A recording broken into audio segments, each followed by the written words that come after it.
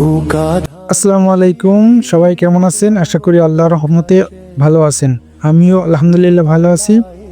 আজকে যে বিষয় নিয়ে কথা বলবো, কথা হলো আমি গতকালকে বাংলাদেশের বিভিন্ন টিভি চ্যানেলের নিউজ ফিডে বা ফটো কার্ডে দেখছি বিএনপি এগিয়ে সম্পাদে, জামাত ইসলাম এগিয়ে শিক্ষায়।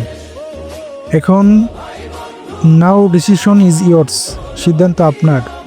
আপনি কাকে আগামীতে রাষ্ট্রের ক্ষমতায় বসাবেন, সংসদে কাকে বসাবেন, আপনার এলাকায় এমপি হিসেবে কাকে দেখতে চান? একজন বিত্তশালী ব্যক্তিকে নাকি একজন সুশিক্ষিত শিক্ষাবান ব্যক্তিকে? এবং সিদ্ধান্ত আপনার।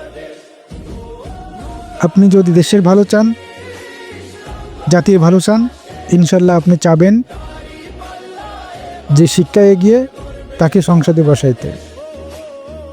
এখন যার সম্পদ আছে সে যে খারাপ সেটাও বলছে না।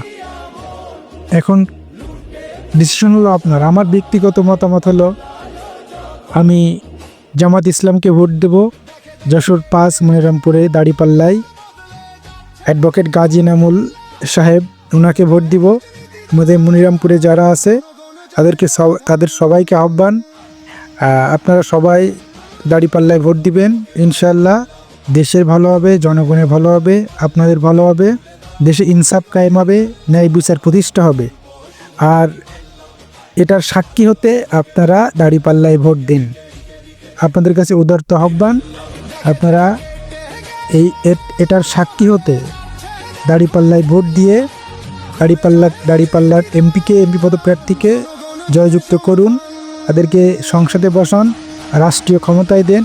ইনশাল্লাহ দেশের শাসন ব্যবস্থায় পরিবর্তন হবে, দেশে ইনসাফ কায়েম হবে। আর আপনি যদি এটা না চান তাহলে সেটা আপনার বিষয়। এখন আমার ব্যক্তিগত মতামত হলো এটা। সকলে ভালো থাকবেন। আসসালামু আলাইকুম।